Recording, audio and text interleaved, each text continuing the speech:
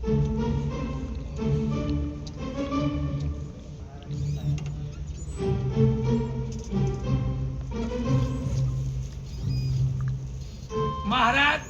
7 પેઢીની આ કુંડળી ચેક કરો છો. આજે કહેશો કે આવતા વર્ષે કંઈક તો બોલો. કુંડળી પ્રમાણે છોકરો છોકરીનો ગુલામ બનીને રહેશે. મહારાજ કંઈક નવું કહો, આ તો અમને ખબર જ છે. અરે છોકરાને એવું લાગશે કે બધું એનું ધાર્યું થઈ રહ્યું છે, પણ ધારેલું તો બધું છોકરીનું જ થશે. એ વિક્રમભાઈ ચિંતા ના કરશો, મારા વારી આવશે ને ત્યારે હું એનો ગુલામ બનીને જ રહીશ.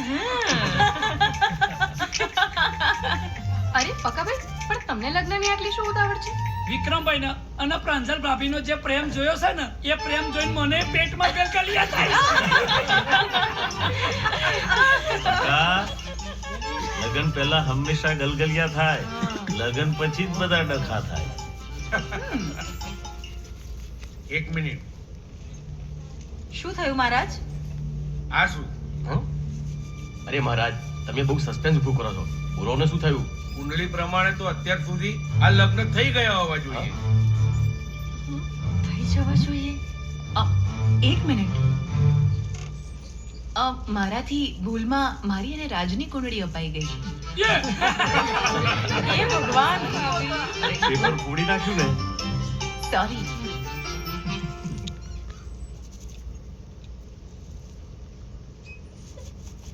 શક્ય નથી. હા, શું શક્ય નથી મહારાજ? આ લગ્ન બંને વચ્ચે લગ્નના યોગ નથી. આપણી જોડે જોડે મહારાજે મસ્તીના મૂડમાં આવી ગયા છે. મજાક નહીં કરો મહારાજ. આટલા મોટા નિર્ણયમાં મસ્તી ના હોય. બંને વચ્ચે પ્રેમ છે વાત બરાબર, પણ બંને સાથે નહીં રહી શકે. એનો કોઈ ઉપાય નહીં હોય? કુદરતના લખેલા લેખ બદલનાર કોણ? અરે અમે લગન તો અમે કરવાના જ છીએ. તમે સારું મુહૂર્ત જોવો, નહીં તો મહારાજ બદલી નાખીશું અમે. હા, તમારા લગ્ન કરવા જ છે તો વણ માગ્યું અખાત્રીજનું મુહૂર્ત છે જ.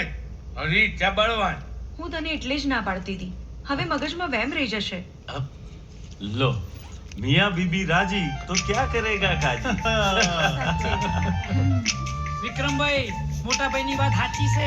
રાશિના ભરોસા ઉપર બેસી રહેવાય નહીં. ઘણા મહારાજ જેમ કન્યા રાશિ હોય છે, પણ જીવનમાં કન્યા મળતી નહીં. ધન રાશિ હોય એને ધન નહીં મળતું, અને ઘણા તો નામ સિંહ રાશિનું હોય પણ કૂતરાથી ડરવું પડે છે. ભલે ત્યાં મારું કામ તો હવે રહ્યું નહીં, તો હું રજા લઉં. જય માતાજી. ભાઈ, સારું થયું, ઝાડ પડ્યું અને જગ્યા થઈ. કઈ પણ હવે સાંભળો, પ્રાંજલ અને વિક્રમના લગ્ન નક્કી થઈ જાય ને એ ખુશીમાં મેં રાંદલ તેડાવવાની માનતા રાખી છે. આપણા ગામડે ફાર્મ હાઉસ ઉપર રાંદલ તેડાવવાનો પ્રસંગ કરીએ તો